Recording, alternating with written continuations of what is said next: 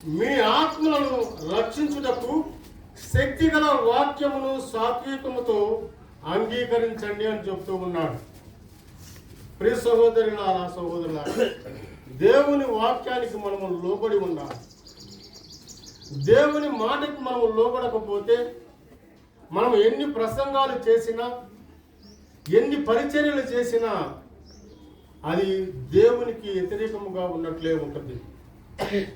ప్రియ సహోదరులారా, మరి ఫిలిప్పీలకు రాసిన పత్రికలో మనం చూద్దాం. 13వ అధ్యాయము 11వ వచనం. ఫిలిప్పీలకు రాసిన పత్రిక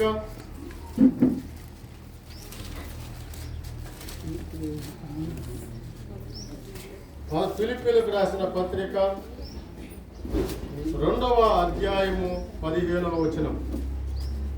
2వ అధ్యాయము 15వ వచనం. మీరు మూర్ఖులైన వర్గ జనం మధ్య నిష్కలంకులను అనిందులమైన దేవుని కుమారులగునట్లు సనుగులను సంశయములను మాని సమస్త కార్యములను చేయడి అంటాడు. చూడండి, ఇక్కడ ఏమంటున్నాడు? దేవుని కుమారులమైన మనము ఏం మానుకోవాలి? సనుగులను సంశయములను మానాలి. ప్రభువారు ఈ దినం నీతో ఇది మాట్లాడుతూ ఉన్నాడు. నువ్వు దేవుని కుమారుడవై ఉండాలి అంటే నీలో ఉన్న సనుగులు తీసేయాలి, తర్వాత సమస్యలను తీసివేయాలి. ప్రియ సహోదరి సహోదరులారా, మరి నేను ముగిస్తాను ఇంకా. మరి అలాగే ఆయన 1వ కొరింథీయులకు రాసిన పత్రికలో మరి అపోస్తలుడైన పౌలు గారు చెప్తూ ఉన్నాడు. 13వ అధ్యాయము 11వ వచనం. నేను పిల్లవాడినై ఉండడా పిల్లవాని వలె మాట్లాడి తిని పిల్లవాని వలె తలంచి తిని పిల్లవాని వలె యోచించి తిని ఇప్పుడు పెద్దవాడినై పిల్లవాని చేష్టలు మానివేసి తిని అంటున్నాడు. మనము ఇప్పుడు దేవుని మందిరానికి వచ్చాం. దేవుని తెలుసుకొని ఉన్నాం. దేవుణ్ణి చూపేవారిగా ఉండాలి, దేవుణ్ణి పంచేవారిగా ఉండాలి. కానీ లోకంలో ఉండే విధముగా అసూయతోనూ మరి సమస్తమైన దుర్నీతులతోనూ స్వార్థంతోనూ కుళ్ళుతోనూ మనము ఉండకూడదు. ప్రియ సహోదరి సహోదరులారా, అలాగే ఎఫెసీయులకు రాసిన పత్రిక 4వ అధ్యాయము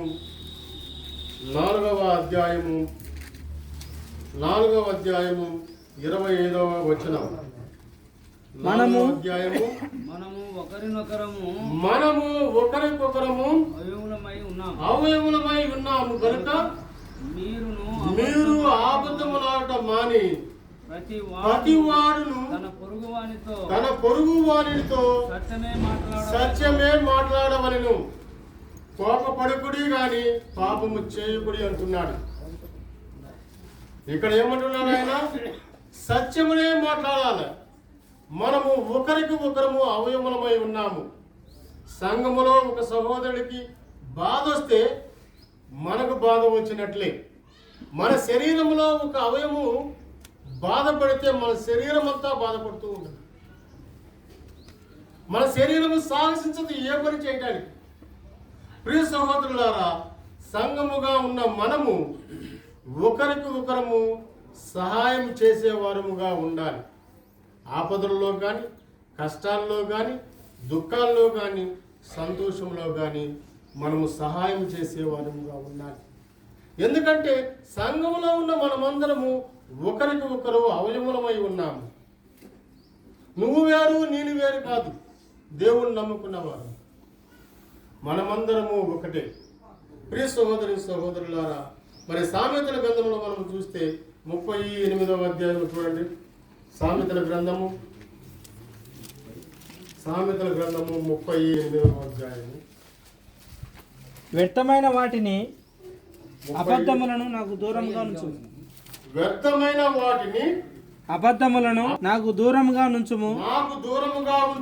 పేదరికమునైనను ఐశ్వర్యమునైనను నాకు దయచేయకుము. తగినంత ఆహారము నాకు అనుగ్రహించుము అంటున్నాడు. ఇక్కడ ఏమంటున్నాడు చూడు భక్తుడు, చూడండి. పేదరికములను ఐశ్వర్యములను నాకు దయచేయకము. పేదవాడినై వస్తే నేను పాపము చేస్తానేమో, లేకపోతే పొరుగువాని సొమ్ము ఆశిస్తానేమో. నేను ధనవంతుడినైతే గర్విష్టి నేను నరకానికి పాల్పోతానేమో. ప్రియ సహోదరులు సహోదరులారా, అక్కడ ఏమంటున్నాడు చూడండి, తగినంత ఆహారము నాకు దయచేయి. నేను జీవించే విధముగా, నా కుటుంబం పోషించే విధముగా నాకు ఏనాటికి సంబంధించిన ఆహారము నాకు దయచేయని భక్తులు అడుగుతూ ఉన్నారు. ప్రియ సహోదరి సహోదరులారా, అలాగే మరి రోమాపత్రిక 14వ అధ్యాయము, రోమాపత్రిక 14వ అధ్యాయము 21వ వచనం. మాంసము తినుట గాని ద్రాక్షారసము తాగుట గాని నీ సహోదరునికి అడ్డము కలగజేసినది మరేదియు గాని మానివేయుట మంచిది. ఇప్పుడు చూడండి ఏమంటున్నాడు, మాంసము తినుట గాని ద్రాక్షారసము తాగుట గాని నీ సహోదరునికి అడ్డముగా కలుగజేస్తున్నది నువ్వు అనుకుంటే దాన్ని మానేసేయి. నీ సహోదరుడికి దాని పట్ల బాధ వస్తుందేమో అనే విధముగా నీవు మరి దేవుని సన్నిధికి వచ్చేవాడు తగ్గింపు జీవితంలో ఒకటి మేలు కోరేవాడిగా నువ్వు ఉండాలని ఈరోజు మనకి హెచ్చరిస్తూ ఉన్నది. ప్రియ సహోదరి సహోదరులారా, మరి మనం చదువుకున్న మూల వాక్యములో అపేక్షించుడు అనేది కూడా ఉన్నది. ప్రియ సహోదరి సహోదరులారా, మనము ప్రతిదినము దేవుని వాక్యంతో సంతోషించాలి.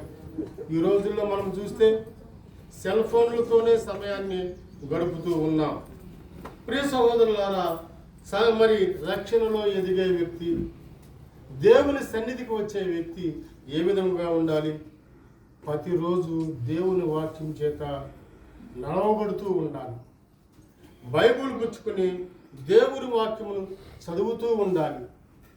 ప్రియ సహోదరులారా, చివరగా కీర్తనల గ్రంథము చదువుకుని మనం ముగించుకున్న కీర్తనల గ్రంథము 119వ అధ్యాయము 119వ అధ్యాయము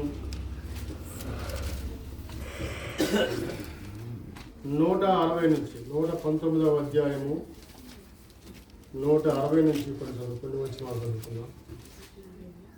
ఈ వాక్య సారాంశం సత్యము. చూడండి, అంతేనండి. ఈ వాక్య సారాంశం సత్యము. నీ వాక్య సారాంశము సత్యము. నీవు నియమించిన న్యాయ విధులన్నీ నిత్యము నిలుచును. నీవు నియమించిన న్యాయ విధులన్నీ నిత్యము నిలుచును. అధికారులను తర్వాత నిర్నిమిత్తముగా నన్ను తమురుదురు. అయినను నీ వాక్య భయము నా హృదయమందు నిలుచుచున్నది. అధికారులను తమిరినా కానీ దేవుని వాక్యము మనము నిలుపుతూ ఉంటుంది. ప్రియ సహోదరులారా, తర్వాత విస్తారమైన దోపుడు సొమ్ము సంపాదించిన వాని వలె నీవిచ్చిన మాటను బట్టి నేను సంతోషించుచున్నాను. దోపుడు సొమ్ము వస్తే ఆ దొంగ ఏ విధముగా సంతోషిస్తాడో కానీ నీవు మాత్రము దేవుని మాటను బట్టి సంతోషించాలి అని చెప్తున్నాడు. ఆబద్ధము నాకు అసహ్యము, అది నాకు హేయము. తర్వాత నీ ధర్మశాస్త్రము నాకు ప్రీతికరము. చర్చికి వచ్చే నీవు దేవుని ధర్మశాస్త్రము ప్రీతికరముగా ఉండాలి. ఆయన న్యాయ విధులను బట్టి దినమునకు 7 మారులు నేను నిన్ను స్తుతించుచున్నాను. నీ ధర్మశాస్త్రము ప్రేమించిన వారికి ఎంతో నెమ్మది కలుగుతుంది. ఈ విధముగా దేవుని సన్నిధికి వచ్చేవాడు, రక్షింపబడేవాడు మనము ఈ విధముగా ప్రోత్సాహం కలిగి ఉండాలి. దేవుడు ఈ మాటలు మనతో హెచ్చరిస్తూ ఉన్నాడు. ఈరోజు మనములతో మాట్లాడుతూ ఉన్నాడు. దేవుని సన్నిధికి వచ్చే నీవు ఏ విధముగా ఉంటున్నావు అనేది క్వశ్చన్ వేసుకుని మన జీవిత యాత్రలో కొనసాగాలని మీ అందరికీ మనం చేస్తున్నాను. మీ అందరికీ వందనాలు.